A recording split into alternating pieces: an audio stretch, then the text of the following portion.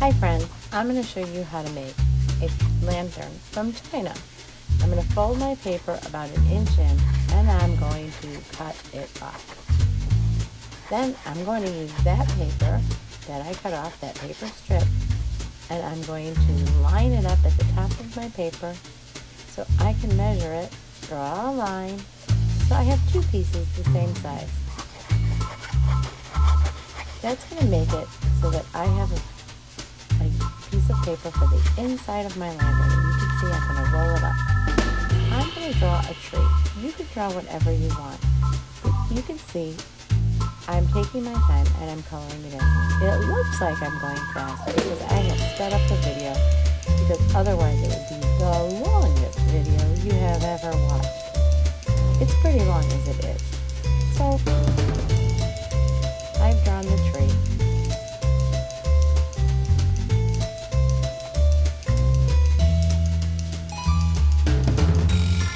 Okay, so we're back. I didn't want you to watch me draw the entire tree. That would just take forever. So I'm finishing up my tree and I'm putting in the last of the details. And I want to make sure my tree looks really nice because I like to work like an artist. And an artist takes their time in their drawings and makes it look really as nice as they can. They don't rush through their projects. I'm going to show you what it would look like if I rushed through the project. That wouldn't look very nice. It would look like I didn't care about being an artist. I'm not going to do that. No way.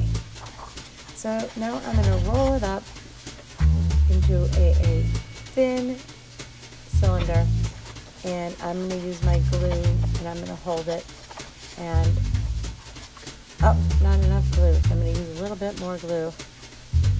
You might have better glue. If you have a stapler or tape, that might work even better. I'm going to hold it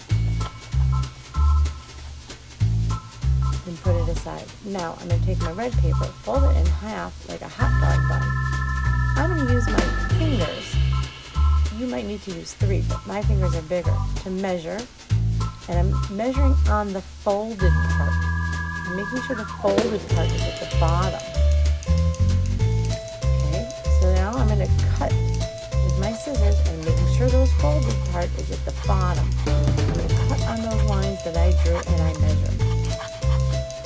Now comes the really tricky part. This is how you're going to make it into a lantern. I'm going to turn it over because I don't want to see those little black lines. I'm going to fold it again, and I'm going to make it into a lantern. You can see, you can push it down, and my cylinder fits in there. Here comes a really tricky part. If you have glue or a stapler, it's much easier to work. Because my glue is not supersonic glue, so I'm going to have to hold it and push it down. And I'm going to have to count A, B, C, D, E, F, G, H, I, J, K, L, M, N, O, P, Q, R, S, T, U, V, W, X, Y, and Z. Oh, that didn't work. I'm going to have to hold it again, not supersonic glue.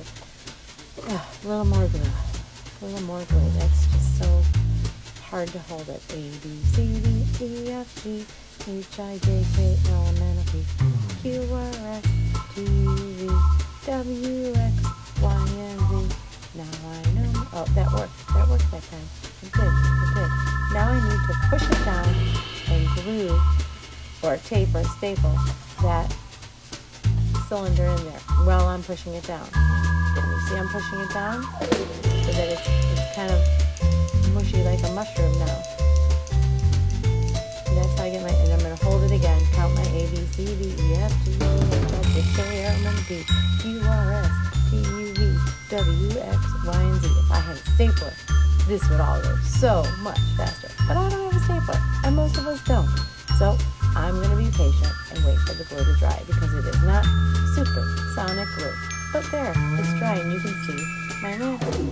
Then I'm going to take one of those strips and I'm going to glue it in the sides to make a holder for my lantern.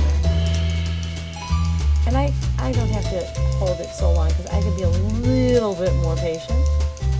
And you can see my lantern. Ta-da! I hope you have fun making yours.